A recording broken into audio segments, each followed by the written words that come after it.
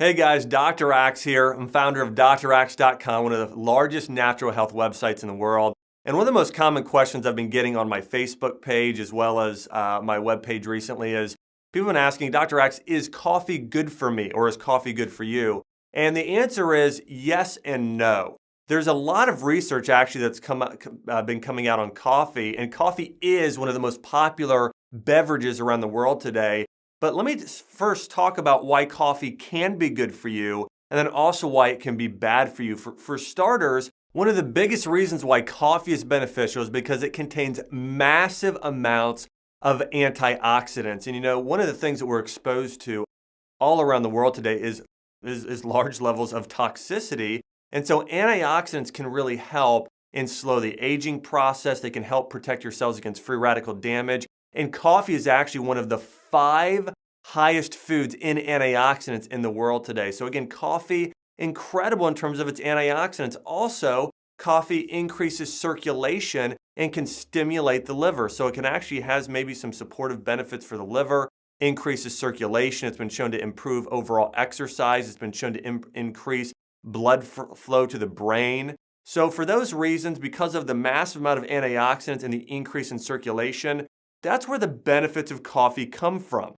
Now, here are the negatives of coffee. The big thing is caffeine, and consuming that much caffeine can have a kind of an addictive side effect, as well as it can overstimulate the body and it can burn out your adrenal glands and really overtax your body. And so that's the big negative. And for a country in America and then across the world, 80% of people will suffer with some form of fatigue or adrenal fatigue sometime in their life.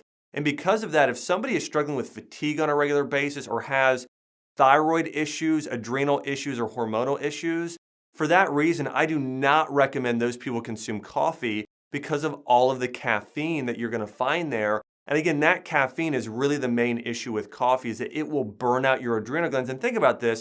Do you think you were created to rely on stimulants all the time? And that's really what caffeine is. It's a stimulant. So doing large amounts of caffeine is not good at all for people with adrenal fatigue, thyroid problems, or people with even autoimmune disorders or other chronic illness. I do not recommend coffee for those people. But if you're already generally healthy, or let's say you just struggle with some circulation issues, or you're trying to support the brain and you don't have autoimmune disease or any type of thyroid or adrenal issue, in that case, consuming coffee in moderate amounts can be fine and even good for your health. Now, when you're consuming coffee, you need to consume it in the morning or before lunch.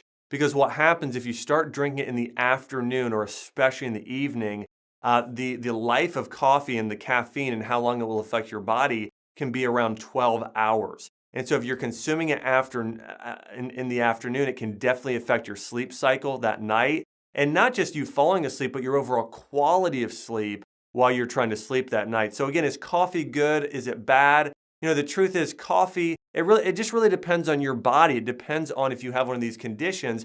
Coffee can make it worse versus if you're looking for a little bit of a pick-me-up, you're going to do it earlier in the day. You need more antioxidants and circulation. For those reasons, coffee can have some of those major health benefits. And when buying coffee, here's the other thing. You must buy organic, natural coffee if you're going to consume it, because coffee is one of the most highly sprayed plants in the entire world today. And I think really a better option than coffee in general as well is doing things like teas.